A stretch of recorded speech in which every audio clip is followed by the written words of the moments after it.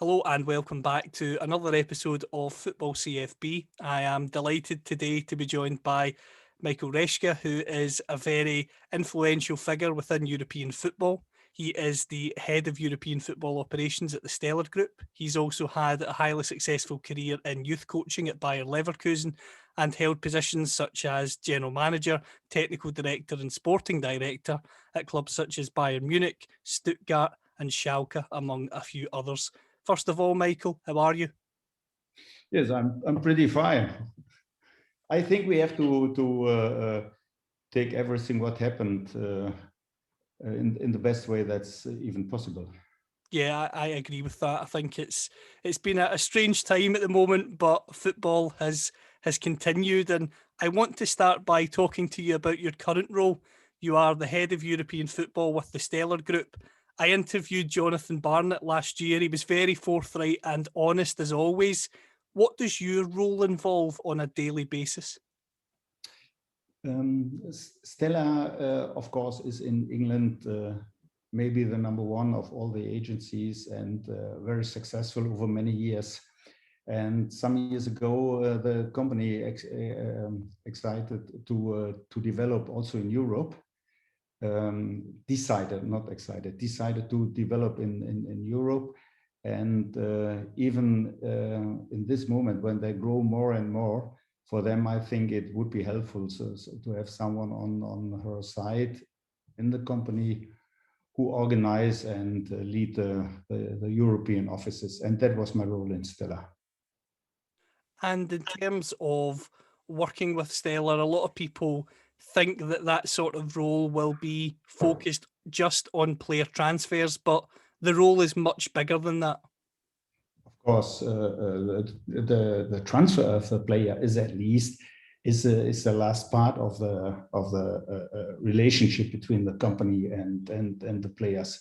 We have a close relationship. We take care of them. Very often you have special problems with a lot of players in many cases, and it's also our part to support them in the best way ever. And I recognize, of course, what happened in England, where Stella is very successful and has been a magnificent story, but also in Spain, in Portugal, in Scandinavia, in Germany, in France, in Belgium, in Holland. We have a lot of fantastic players, and it's our part to support them in the best way ever. I mentioned in the intro that you are known to many for being a general manager, a sporting director, a technical director, but you were a very successful youth coach with Bayer Leverkusen.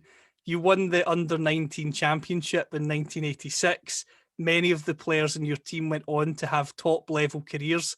How do you reflect on that time in your career? Yeah, first of all, for me, it was a little shame. Of course, it's more or less funny that I was more than 30 years the youngest coach who ever became a German Under-19 champion. But then came this guy called Julian Nagelsmann, and he was 1 year younger than I'm at this time to become German champion. Yes. So it was at least it was a fantastic time that I had with the players, and just 2 weeks ago when I visited Stella Portugal, I met Stefan Schwarz, who has been a successful player for the Swedish national team for many years, and of course he also have played in Sunderland in the better times, and also in Arsenal, and it's always great to get your former players and get big memories. In terms of yourself, you've held the role of sporting director and technical director, as I have mentioned. You've worked at clubs such as Bayern Munich and Stuttgart. A lot of journalists and fans seem to believe that clubs should have a sporting director in modern football. Do you believe that the role is essential for a club to run as smoothly as possible? Yeah, definitely. I think in football has developed in an unbelievable way in the last years, And I think it's even not anymore possible for the coach. We say in German, we say trainer. In England, you say, I think it's normally to call them manager. When you play international, you have 3 games the week. As a manager, you have to prepare your team. You have lead the whole staff. You have been there for the medias, for the fans, for the supervisory board, and even maybe for the owners. And then, beside all this, to control the transfer market, to get the best solutions, to be in touch with the scouting office, and to get the overview about all sport details in a club is not possible anymore. And I recognize that it became more and more also in England that you have strong sport directors like Chiki Beregistein with City, or Marina Granovskaya, whom I like very much. I know her from some meetings, who did a very professional job, and I think that's very important, and it will be in the future without any doubts in all English clubs. I'm pretty sure about this. And when you are the sporting director, how important is it for you to have a good, strong relationship with the manager or the trainer?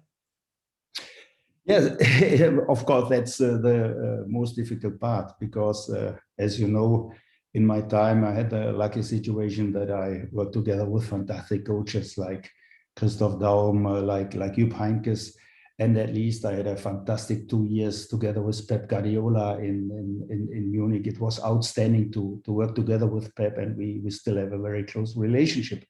But of course, also in my time, for example, in Stuttgart, there was 2 times the situation that we have to cancel the contract with the coach, and I was responsible for these decisions. And even this is important to get a feeling when is the time that it didn't work anymore, the relationship between the coach, or again, as you call it in England, the manager, and the team. And then you have also to feel this decision as a sport director. Yes. Remember, let's make one story. I will ask you a question. Do you think, and be sure, I respected Frank Lambert totally high. He was an outstanding person. He was fantastic in all his career. But are you sure that Chelsea will win the Champions League if Marina hasn't felt the decision to change coach? No, I think they had to change coach, and I think Thomas Tuchel, when he came in, was able to take the team to an entirely different level with the same group of players. So I would say it was the right decision, even though I agree with you, Lampard was an incredible player. Yeah. So you see, Marina has felt this decision, and it was not the greatest decision for all Chelsea fans. She was a little bit under pressure in this time, and a lot of fans didn't love this decision. But at least Chelsea won the Champions League, and I was pretty sure that Thomas Tuchel and even his partner Joel Löw, as his assistant, they did a fantastic job in Chelsea in a short time, and it was unbelievable what happened there. And so that was a decision that could be felt by Frank Lampard. he wouldn't do this. So it was a decision of Marina Granovskaya, and that's part of the story. You mentioned another manager earlier who is arguably the greatest manager in modern times. Obviously, Sir Alex Ferguson is always going to be mentioned there, but a lot of people consider Pep Guardiola to have revolutionised football in England and changed a lot of people's minds in terms of how football should be played. You mentioned earlier that you worked alongside Pep and that you have a good relationship with him. He is a very intense person. He always wants the best. What is he like to work with on a daily basis? It was fantastic because he opened your eyes. He I was working in Bundesliga 41 and a half years. 41 and a half years in Bundesliga clubs. I think that's a long time.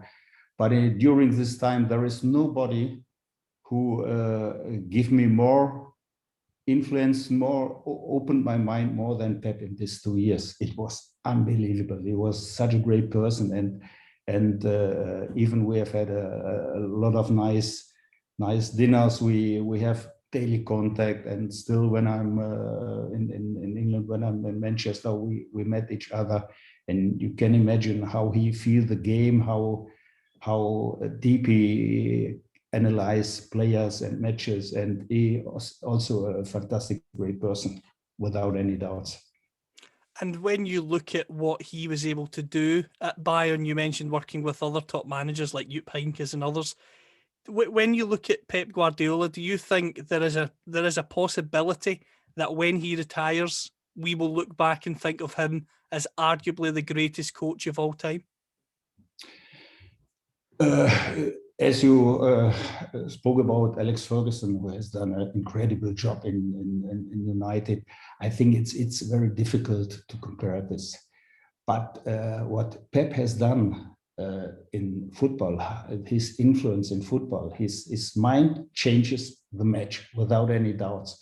So when you speak with the top coaches in Germany, especially when you speak with Thomas Tuchel, yes, when you speak with a lot of other, when you speak with Julian Nagelsmann, they all love Pep. They all respected him totally highly, and they all told that it was great to speak with him, to be influenced by him. And so I think what Pep has done in the last 15 years as a coach, as a manager, and how he developed the match was unbelievable. Is it true that Pep recommended Thomas Tuchel as his successor at Bayern? Is that story true? Yes, I don't know if you know. I have had two dinners together with Pep and Thomas Tuchel. I was the one who bring them together, and I remember after the first dinner we had, the next morning when I sit together with Pep in his office, he told me, "Michael, I love this young German coach." And of course, in this time, it was not Thomas Tuchel who was so successful in Dortmund, in Paris Saint-Germain, and even now in Chelsea. He was a young coach from Mainz 05. And Pep told me he must become the next coach of Bayern Munich. He would be the best decision after when I retired. But of course, the story didn't work, and at least Thomas did his job very successful in other clubs. Absolutely. And another manager that you worked with, who is another icon of European football, just returned to Real Madrid, Carlo Ancelotti. What was he like to work with? Because I imagine, because of his age and the era of football that he grew up with, I imagine his style was a little different. Carlo was a gentleman. He was someone who has a natural authority, and he was the one who leads, especially the top players, in a very special way. He had the feeling to put them short, or to get the long line, and he has something special when he came in the room. He fills the room, so he has also some special things that can influence a team and also a game, for sure. And in terms of the Bundesliga as a league, in the UK, we have watched many of our young players go to the Bundesliga to develop. You think of Jadon Sancho being maybe the standout player. Obviously, he's just returned to Manchester United for a lot of money. Do you believe that the Bundesliga is arguably the best league in Europe for developing young players, because they get an opportunity that they might not get in the Premier League? Yes, I think Bundesliga is half a step behind the Premier League, and it is fantastic normally when the infrastructure of all the clubs is very good. We have fantastic managers, we have fantastic even staffs around, assistant coaches or analysts who work on a very high level with the young kids. And of course, the league is even a fantastic competition.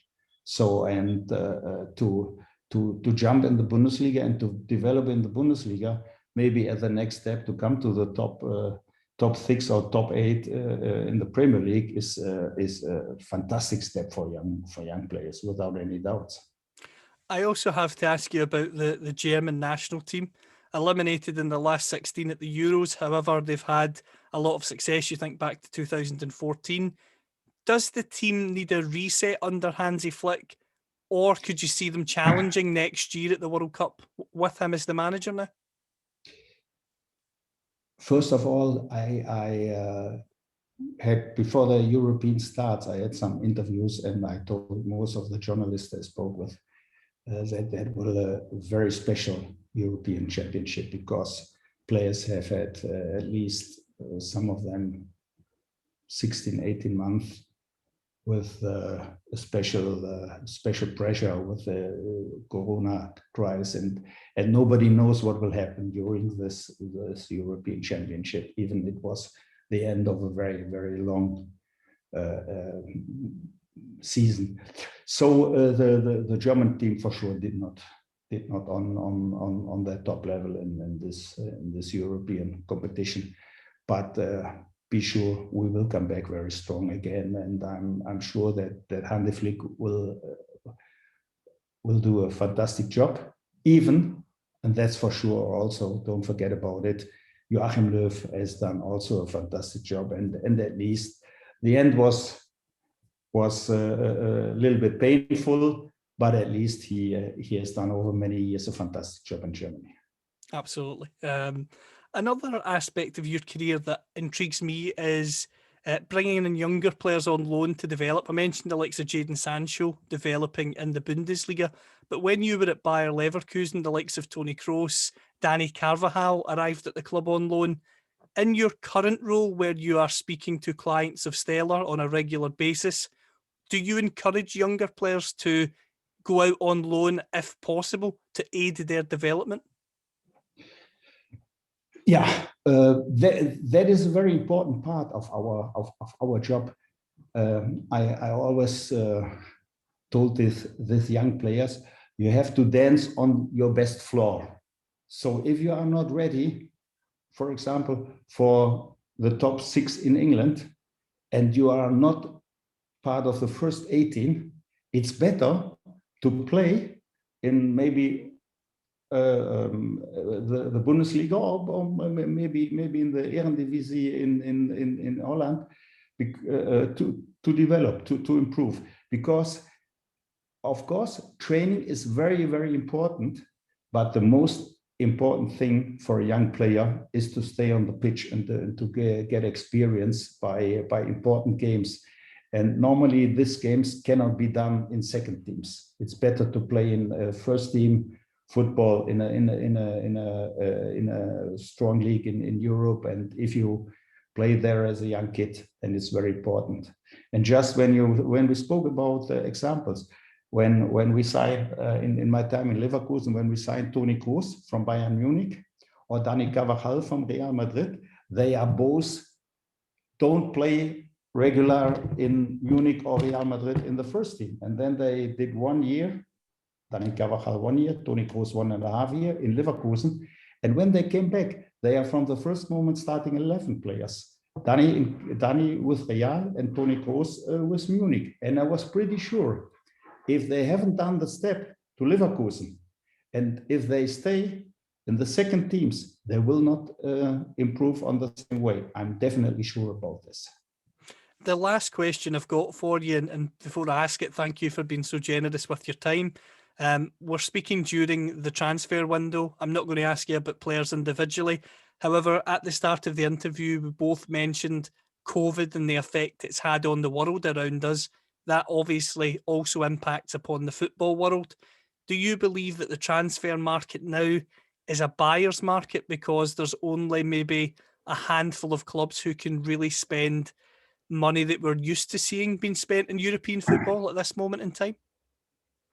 It was a very complicated transfer market, and it will run at least start the big race will start in the middle or the end of August. And sometimes you have to create new ideas. As you told, loan with options or change players or whatever. So I'm pretty sure they are the market will start. will start. Not on the same level than before COVID, and I'm pretty sure that the next year will hopefully will even become better in